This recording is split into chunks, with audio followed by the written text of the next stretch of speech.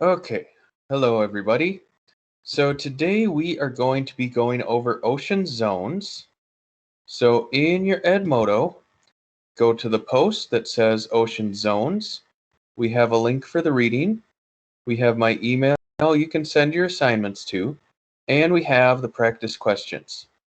So let's get into this. So, um,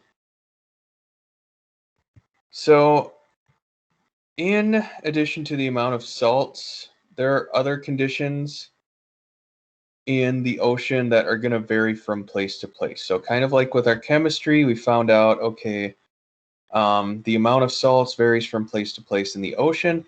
There are going to be other factors that vary also as you move from place to place. So, one is going to be the amount of nutrients in the water, another is going to be the amount of sunlight that reaches the water. So these are going to depend mainly on two things. So the distance from the shore and the depth of water. So the oceans are divided into zones. All right. And the ocean floor, the actual floor of the ocean, is its own zone.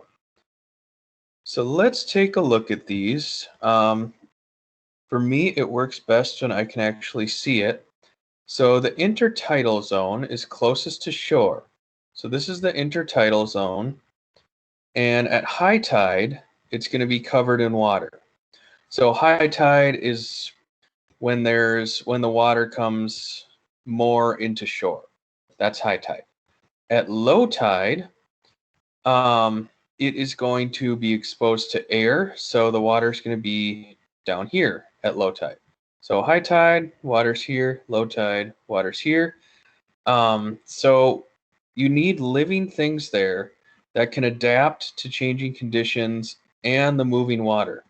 So this is where you're going to find a lot of the things that can either stick to surfaces or they can burrow. So like mussels you'll find here, crabs you'll find here, stuff like that, because crabs can burrow, mussels can stick to the surface.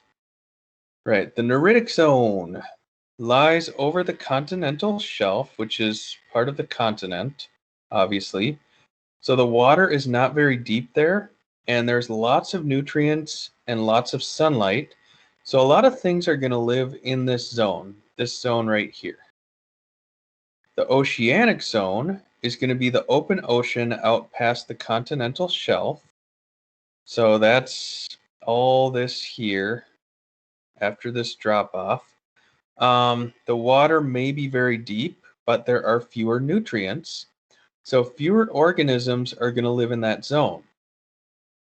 Now, there are two zones, actually three zones. Well, no, there are two zones that are based on depth. So the Photic Zone and the Aphotic Zone. So the Photic Zone is the top 200 meters of water. So this zone has enough sunlight for photosynthesis, which, if you remember from biology, photosynthesis is when plants make their own food using light. So that's why there are more living things in the photic zone than there are in the aphotic zone. So the aphotic zone is everything below 200 meters. So there isn't enough sunlight for photosynthesis, and living things need to eat whatever drifts down from above, or they need to eat each other. So there's less life in the aphotic zone. And then finally, we have the benthic zone.